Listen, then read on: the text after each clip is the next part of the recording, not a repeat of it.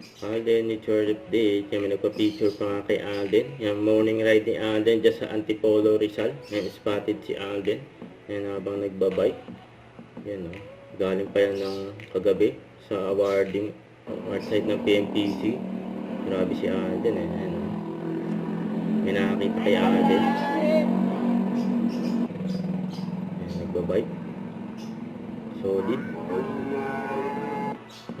At spotted din si Alden sa isang mall. Sa Sinihan sila nagpunta. Kasama niya si Mama Ten at Laysam. Sa IMAX, mukhang nanood sila ng Dragon Slayer. Papasok ng Sinihan si Alden. Yung Mama Ten Laysam. Sa ito pa, yung kagabi, sa awards night ng PMPC Star Award for Television, kung saan wagi si Alden.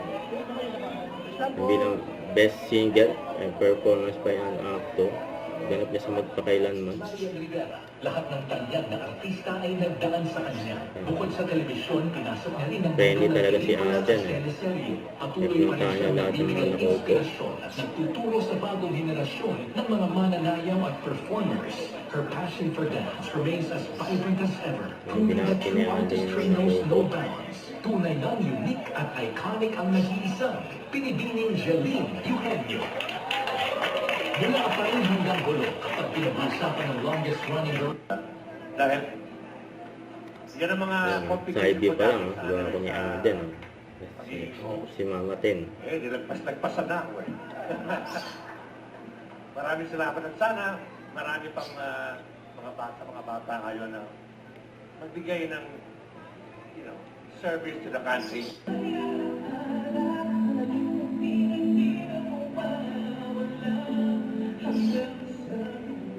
Yung mga side view ni Alden.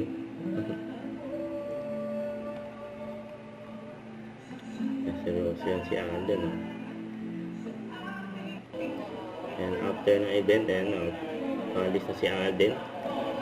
Congrats. Let's go, madam! Let's go.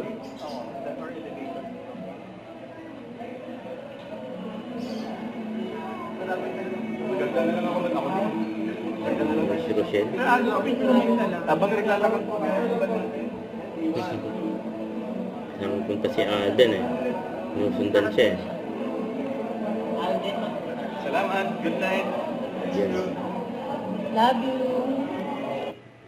Don't forget to subscribe, click the notification bell for more update. This is Richard the Action Vlog. Stay tuned for more videos. See ya.